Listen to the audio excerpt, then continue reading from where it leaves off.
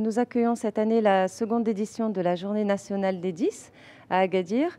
Nous avons le plaisir d'accueillir cette année le docteur Olivier Revol, qui est un grand spécialiste, une sommité du monde de la pédopsychiatrie au niveau français. Et nous sommes très heureux de l'accueillir et nous le remercions énormément d'avoir accepté notre invitation à participer à cette journée. Cette année, nous aborderons les troubles des apprentissages, bien évidemment, et de la petite enfance jusqu'à l'adolescence, qui reste aux yeux de tous une période très très bruyante. Et voilà, donc en fait, cela éclairera davantage les parents, les enseignants, toutes les personnes qui sont, les professionnels aussi, toutes les personnes qui sont en relation avec les enfants et les adolescents. Je suis ravi d'être invité ici pour cette deuxième journée des 10 où je vais aborder tous les sujets qui me concernent dans mon service à l'hôpital Femmes, Mères, Enfants à Lyon, c'est-à-dire les troubles d'apprentissage et en particulier tous ces enfants qui sont dits à besoins pédagogiques particuliers. Les enfants dyslexiques, les enfants dyspraxiques, les enfants agités, les enfants aussi à haut potentiel.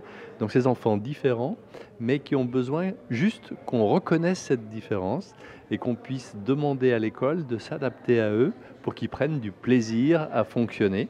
Et d'ailleurs, une fois qu'on a fait le bon diagnostic au bon moment, eh bien, c'est tout leur univers quotidien à l'école qui est transformé, mais pas uniquement pour les apprentissages, aussi dans les liens avec leurs camarades.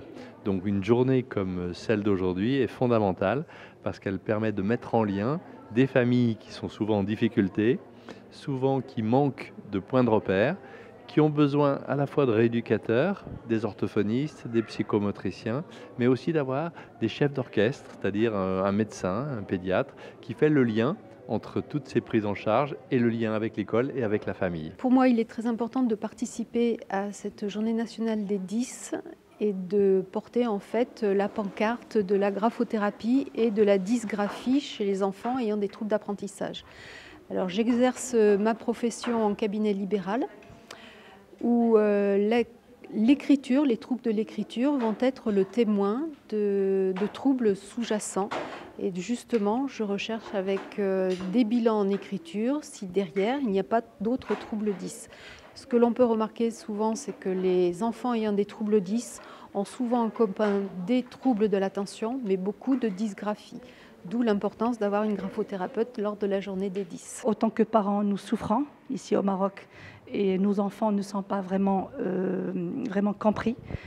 Ce sont des enfants à besoins spécifiques et qui ont besoin d'un traitement spécifique. Et comme société marocaine, on ne comprend pas, l'école ne comprend pas comment on travaille avec ces enfants et leurs besoins.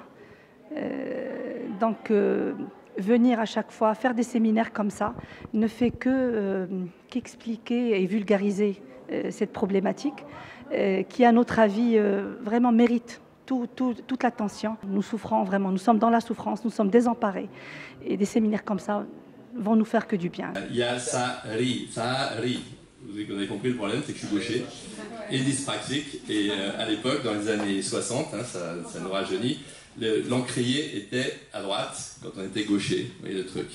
Et vous comprenez pourquoi ça, mais je vais vous le dire après, pourquoi ça a lancé ma motivation. Je suis très heureuse aujourd'hui, en tant que psychologue clinicienne, d'assister à un panel de conférences et d'ateliers autour de ces troubles d'apprentissage. Il faut savoir qu'en tant qu'éducateur ou soignant ou rééducateur, nous sommes tous mis au défi de répondre justement à la place de cet enfant différent dans la société et dans l'apprentissage scolaire. Et cet enfant-là ne fait pas semblant d'être en difficulté, il vit son histoire, c'est son histoire de sujet que nous sommes en train de questionner et de travailler autour. Et nous sommes là essentiellement pour parler aussi d'un volet qui est essentiel, qui est le volet de la prévention.